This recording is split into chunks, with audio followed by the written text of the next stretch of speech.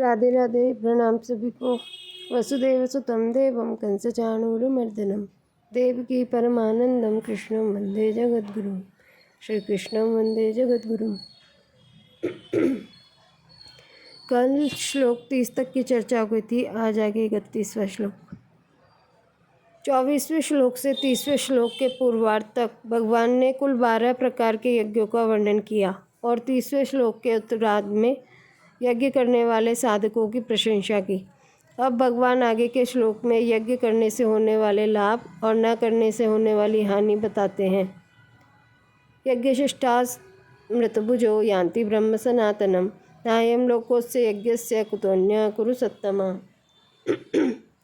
व्याख्या अर्थ।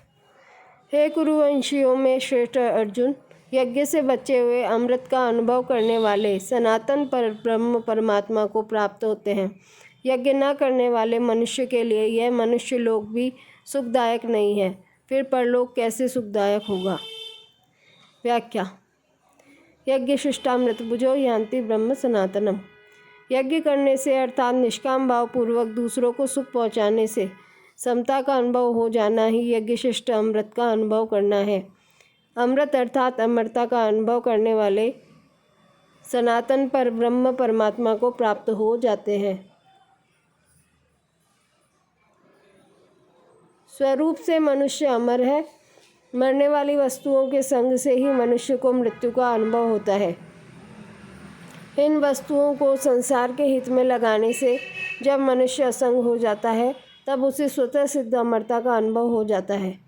कर्तव्य मात्र केवल कर्तव्य समझकर किया जाए तो वह यज्ञ हो जाता है।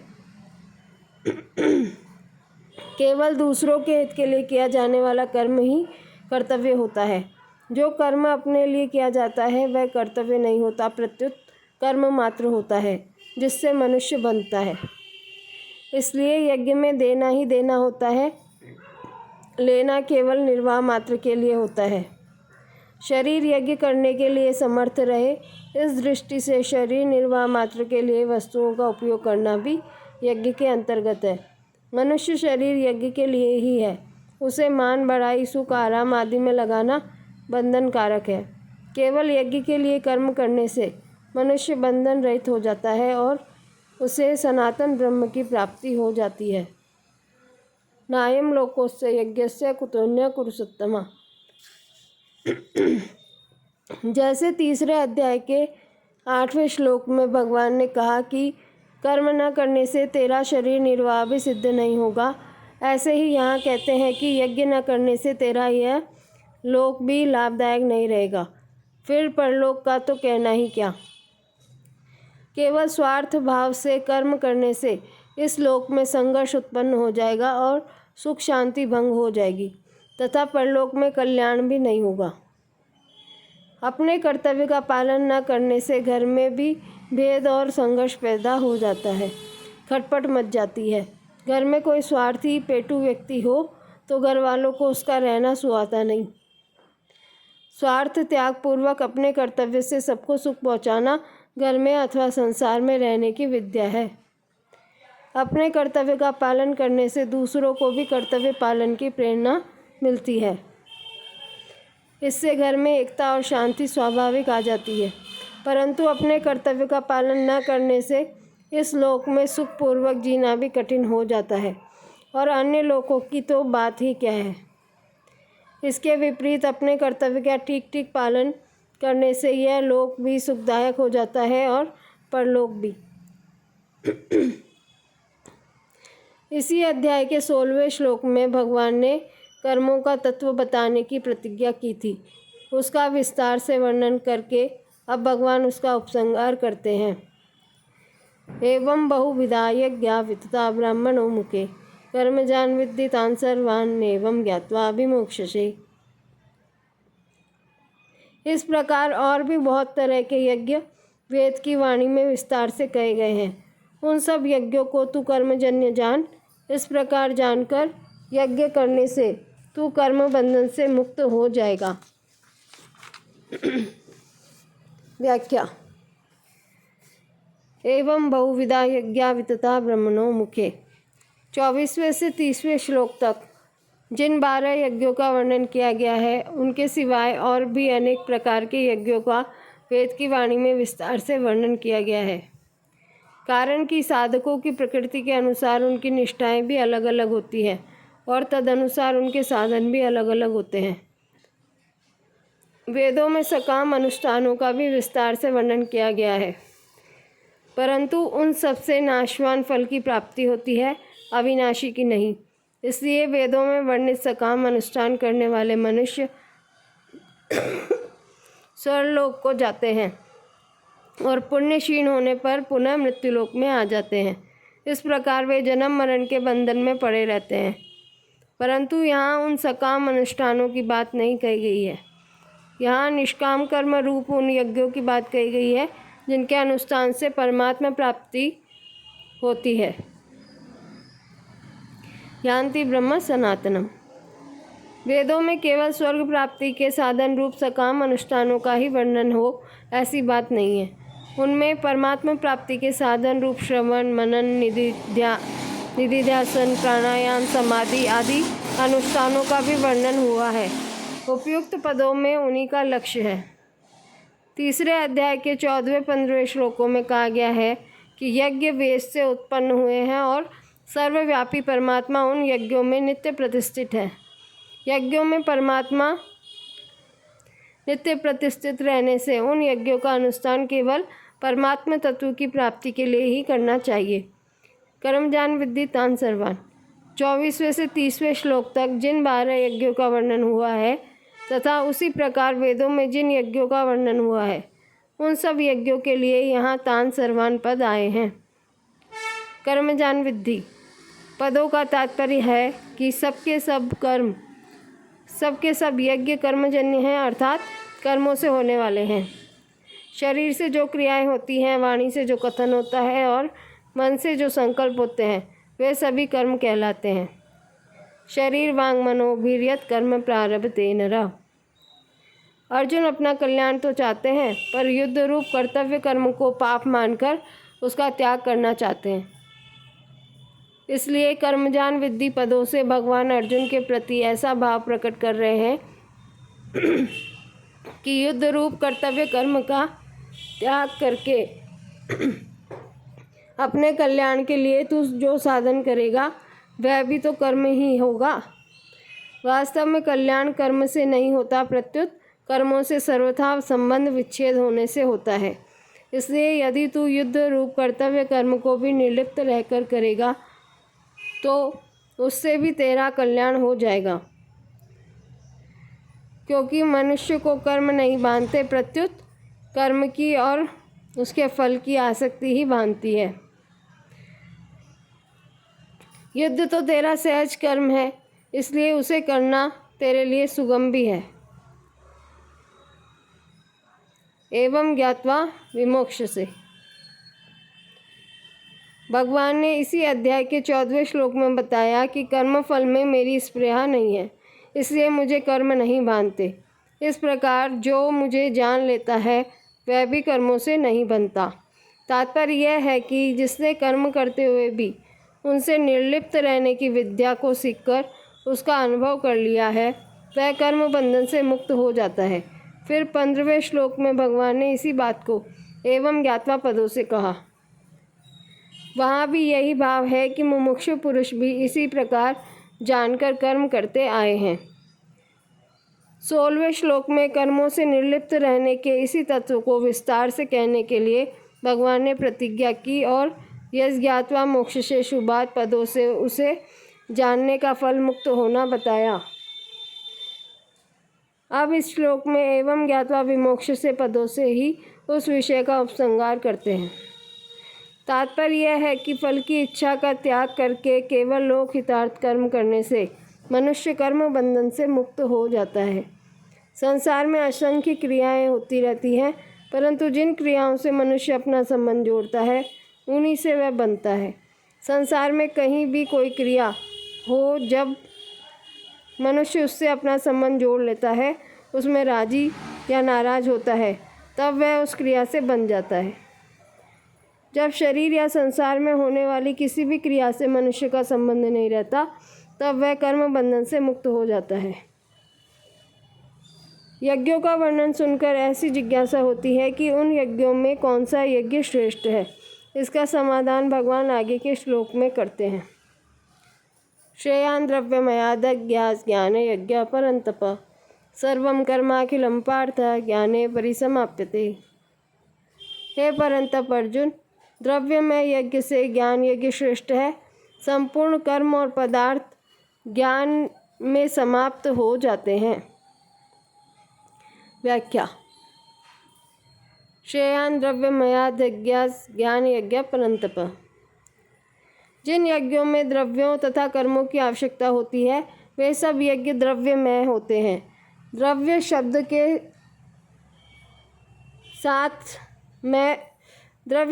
साथ मैं प्रत्यय प्रचुरता के अर्थ में है। जैसे मिट्टी की प्रधानता वाला पात्र मृण्मय कहलाता है, ऐसे ही द्रव्य की प्रधानता वाला यज्ञ द्रव्यमय कहलाता है। ऐसे द्रव्यमय यज्ञ से ज्ञान यज्ञ श्रेष्ठ है, क्योंकि ज्ञान यज्ञ में द्रव्य और कर्म की आवश्यकता नहीं होती। सभी यज्ञों को भगवान ने कर्मजन्य कहा है।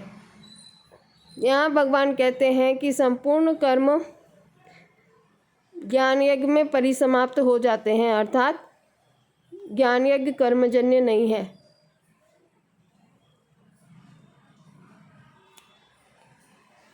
प्रत्युत विचारजन्य है।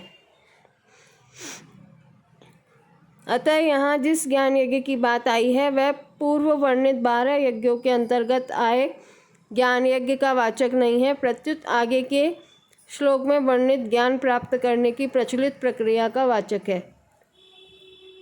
पूर्व वर्णित 12 यज्ञों का वाचक यहाँ द्रव्यमय यज्ञ है। द्रव्यमय यज्ञ समाप्त करके ही ज्ञान यज्ञ किया जाता है।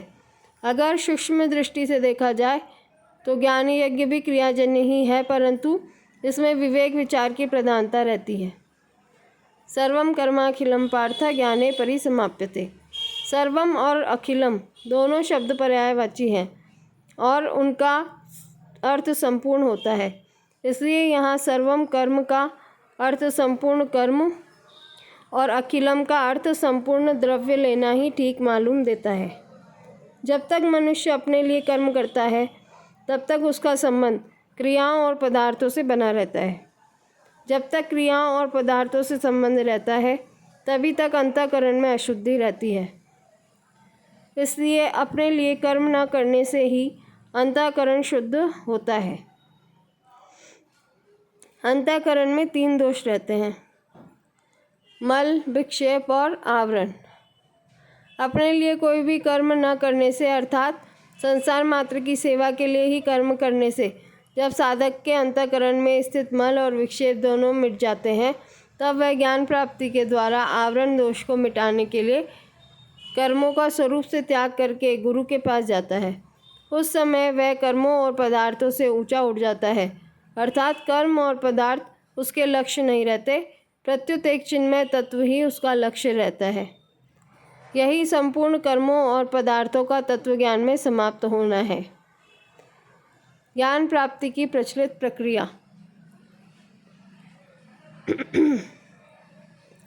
शास्त्रों में ज्ञान प्राप्ति के 8 अंतरंग साधन कहे गए हैं। पहला विवेक, दूसरा वैराग्य, तीसरा समाधि, षड् संपत्ति, शम, दम, श्रद्धा, उपरति, तितिक्षा और समाधान, चौथा मुमुक्षुता, 5वां श्रवण, 6वां मनन, 7वां निधिध्यासन और 8वां तत्व पदार्थ संशोधन। इनमें पहला साधन विवेक है।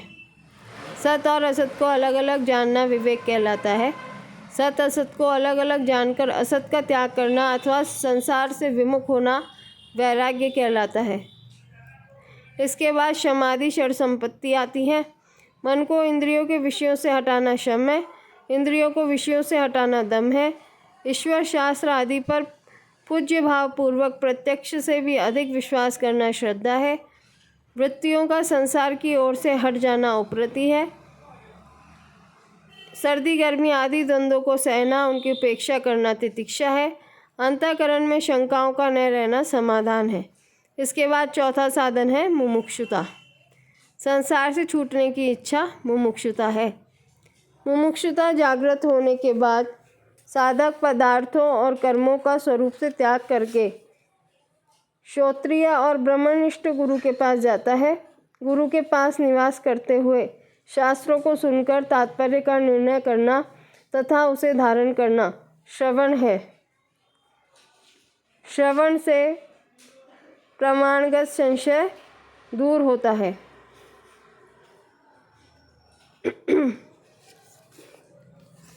परमात्म तत्व का युक्ति प्रयुक्तियों से चिंतन करना मनन है। मनन से प्रमेयगत संशय दूर होता है। संसार की सत्ता को मानना और परमात्म तत्व की सत्ता को न मानना विपरीत भावना कहलाती है। विपरीत भावना को हटाना निधिध्यासन है। प्राकृत पदार्थ मात्र से संबंध विच्छेद हो जाए और केवल एक चिन्मय तत्व शेष रह जाए, यह तत्व पदार्थ संशोधन है। इसे ही तत्व साक्षात्कार कहते हैं। विचार पूर्वक देखा जाए तो इन सब साधनों का तात्पर्य है असाधन अर्थात असत के संबंध का त्याग। त्याज्य वस्तु अपने लिए नहीं होती, पर त्याग का परिणाम तत्व साक्षात्कार अपने लिए होता है। परिशिष्ट भाव। द्रव्य में यज्ञ में क्रिया तथा पदार्थ की मुख्यता है, अतः वह करण सापेक्ष है। ज्ञान यज्ञ में विवेक विचार की मुख्यता है, अतः वह कर्ण निरपेक्ष है। इसलिए द्रव्य में यज्ञ से ज्ञान यज्ञ श्रेष्ठ है। ज्ञान यज्ञ में संपूर्ण क्रियाओं और पदार्थों से संबंध विच्छेद हो जाता है, अर्थात तत्व ज्ञान होने पर कुछ भी करना, जानना और पाना शेष नहीं रहता, क्योंकि एक परमात्म तत्व के सिवाय अन्य सत्ता ही नहीं रहती। अर्जुन अपना कल्याण चाहते हैं, अतः कल्याण प्राप्ति के विभिन्न साधनों का यज्ञ रूप से वर्णन करके अब भगवान ज्ञान यज्ञ के द्वारा तत्व ज्ञान प्राप्त करने की प्रचलित प्रणाली का वर्णन करते हैं। तद्विद्धि प्रणिपातेन परिप्रश्नेन सेवया उपदेक्ष्यन्ति ते ज्ञानम ज्ञानिनस्तत्वदर्शिनः। उस तत्व ज्ञान को तत्वदर्शी ज्ञानी महापुरुषों के पास जाकर समझ उनको साष्टांग दंडवत प्रणाम करने से, उनकी सेवा करने से और सरलतापूर्वक प्रश्न करने से वे तत्वदर्शी अनुभवी ज्ञानी शास्त्रज्ञ महापुरुष तुझे उस तत्व ज्ञान का उपदेश देंगे। व्याख्या। तद्विद्धि। अर्जुन ने पहले कहा था कि युद्ध में स्वजनों को मारकर मैं हित नहीं देखता। पहले अध्याय का 31वां श्लोक। इन आतताइयों को मारने से तो पाप ही लगेगा। युद्ध करने की अपेक्षा मैं भिक्षा मांगकर जीवन निर्वाह करना श्रेष्ठ समझता हूँ। इस तरह अर्जुन युद्ध रूप कर्तव्य कर्म का त्याग करना श्रेष्ठ मानते हैं, परंतु भगवान के मतानुसार ज्ञान प्राप्ति के लिए कर्मों का त्याग करना आवश्यक नहीं है। इसलिए यहाँ भगवान अर्जुन से मानो यह कह रहे हैं कि अगर तू कर्मों का स्वरूप से त्याग करके ज्ञान प्राप्त करने को ही श्रेष्ठ मानता है, तो तू किसी तत्वदर्शी ज्ञानी महापुरुष के पास ही जाकर विधि पूर्वक ज्ञान को प्राप्त कर। मैं तुझे ऐसा उपदेश नहीं दूंगा। वास्तव में यहाँ भगवान का अभिप्राय अर्जुन को ज्ञानी महापुरुष के पास भेजने का नहीं, प्रत्युत उन्हें चेताने का प्रतीत होता है। जैसे कोई महापुरुष किसी को उसके कल्याण की बात कह रहा है, पर श्रद्धा की कमी के कारण सुनने वाले को वह बात नहीं जचती, तो वह महापुरुष उसे कह देता है कि तू किसी दूसरे महापुरुष के पास जाकर अपने कल्याण का उपाय पूछ। ऐसे ही भगवान मानो ये कह रहे हैं कि अगर तुझे मेरी बात नहीं जचती, तो तू किसी ज्ञानी महापुरुष के पास जाकर प्रचलित प्रणाली से ज्ञान प्राप्त कर। ज्ञान प्राप्त करने की प्रचलित प्रणाली है कर्मों का स्वरूप से त्याग करके जिज्ञासा पूर्वक श्रोत्रिय और ब्रह्मनिष्ठ गुरु के पास जाकर विधि पूर्वक ज्ञान प्राप्त करना। आगे चलकर भगवान ने 38वें श्लोक में कहा है कि यही तत्व ज्ञान तुझे अपना कर्तव्य कर्म करते करते कर्मयोग सिद्ध होते ही दूसरे किसी साधन के बिना स्वयं अपने आप में प्राप्त हो जाएगा। उसके लिए किसी दूसरे के पास जाने की जरूरत नहीं है। प्रणिपातेन। ज्ञान प्राप्ति के लिए गुरु के पास जाकर उन्हें साष्टांग दंडवत प्रणाम करें। तात्पर्य यह है कि गुरु के पास नीच पुरुष की तरह रहे, नीचवत सेवे सद्गुरु, जिससे अपने शरीर से गुरु का कभी निरादर तिरस्कार न हो जाए। नम्रता, सरलता और जिज्ञासु भाव से उनके पास रहें और उनकी सेवा करें। अपने आप को उनके समर्पित कर दें, उनके अधीन हो जाएं। शरीर और वस्तुएं दोनों उनके अर्पण कर दें। साष्टांग दंडवत प्रणाम से अपना शरीर और सेवा से अपनी वस्तुएं उनके अर्पण कर दें। सेवया, शरीर और वस्तुओं से गुरु की सेवा करें, जिससे वह प्रसन्न हो वैसा काम करें। उनकी प्रसन्नता प्राप्त करनी हो तो अपने आप को सर्वथा उनके अधीन कर दें। उनके मन के संकेत के आज्ञा के अनुकूल काम करें। यही वास्तविक सेवा है। संत महापुरुष की सबसे बड़ी सेवा है उनके सिद्धांतों के अनुसार अपना जीवन बनाना। कारण कि उन्हें सिद्धांत जितने प्रिय होते हैं उतना अपना शरीर प्रिय नहीं होता। सिद्धांत की रक्षा के लिए वे अपने शरीर तक का सहर्ष त्याग कर देते हैं। इसलिए सच्चा सेवक उनके सिद्धांतों का दृढ़तापूर्वक पालन करता है। परिप्रश्नेन, केवल परमात्म तत्व को जानने के लिए जिज्ञासु भाव से सरलता और विनम्रता पूर्वक गुरु से प्रश्न करें। अपनी विद्वत्ता दिखाने के लिए अथवा उनकी परीक्षा करने के लिए प्रश्न न करें। मैं कौन हूँ, संसार क्या है, बंधन क्या है, मोक्ष क्या है, परमात्म तत्व का अनुभव कैसे हो सकता है, मेरे साधन में क्या क्या बाधाएं हैं, उन बाधाओं को कैसे दूर किया जाए, तत्व समझ में क्यों नहीं आ रहा है, आदि आदि प्रश्न केवल अपने बोध के लिए जैसे जैसे जिज्ञासा हो वैसे वैसे करें। ज्ञानिनस तत्वदर्शिना, तत्वदर्शिना पद का तात्पर्य यह है कि उस महापुरुष को परमात्म तत्व का अनुभव हो गया हो, और ज्ञानिना पद का तात्पर्य यह है कि उन्हें वेदों तथा शास्त्रों का अच्छी तरह ज्ञान हो। ऐसे तत्वदर्शी और ज्ञानी महापुरुष के पास जाकर ही ज्ञान प्राप्त करना चाहिए। अंतःकरण की शुद्धि के अनुसार ज्ञान के अधिकारी 3 प्रकार के होते हैं: उत्तम, मध्यम और कनिष्ठ। उत्तम अधिकारी को श्रवण मात्र से तत्वज्ञान हो जाता है। मध्यम अधिकारी को श्रवण, मनन और निधिध्यासन करने से तत्वज्ञान होता है। कनिष्ठ अधिकारी तत्व को समझने के लिए भिन्न भिन्न प्रकार की शंकाएं किया करता है। उन शंकाओं का समाधान करने के लिए वेदों और शास्त्रों का ठीक ठीक ज्ञान होना आवश्यक है, क्योंकि वहाँ केवल युक्तियों से तत्व को समझाया नहीं जा सकता। अतः यदि गुरु तत्वदर्शी हो पर ज्ञानी न हो तो वह शिष्य की तरह तरह की शंकाओं का समाधान नहीं कर सकेगा। यदि गुरु शास्त्रों का ज्ञाता हो पर तत्वदर्शी न हो तो उसकी बातें वैसी ठोस नहीं होंगी जिससे श्रोता को ज्ञान हो जाए। वह बातें सुना सकता है, पुस्तकें पढ़ा सकता है, पर शिष्य को बोध नहीं करा सकता। इसलिए गुरु का तत्वदर्शी और ज्ञानी दोनों ही होना बहुत जरूरी है।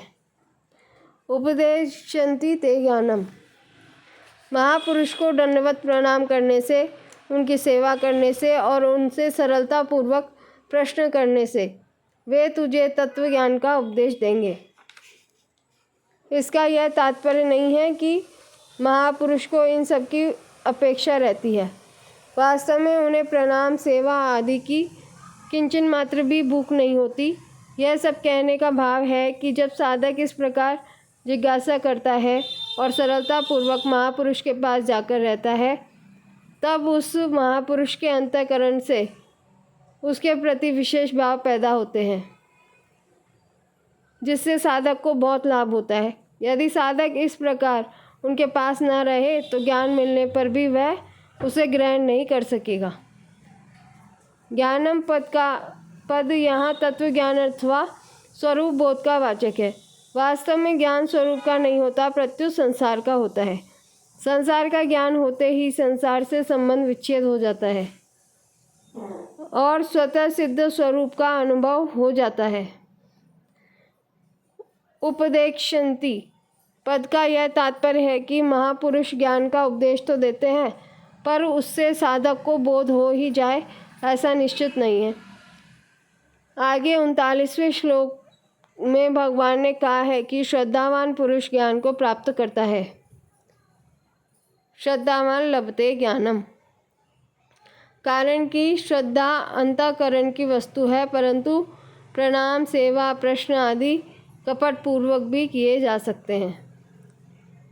इसलिए यहाँ महापुरुष के द्वारा केवल ज्ञान का उपदेश देने की ही बात कही गई है और 39वें श्लोक में श्रद्धावान साधक के द्वारा ज्ञान प्राप्त होने की बात कही गई है।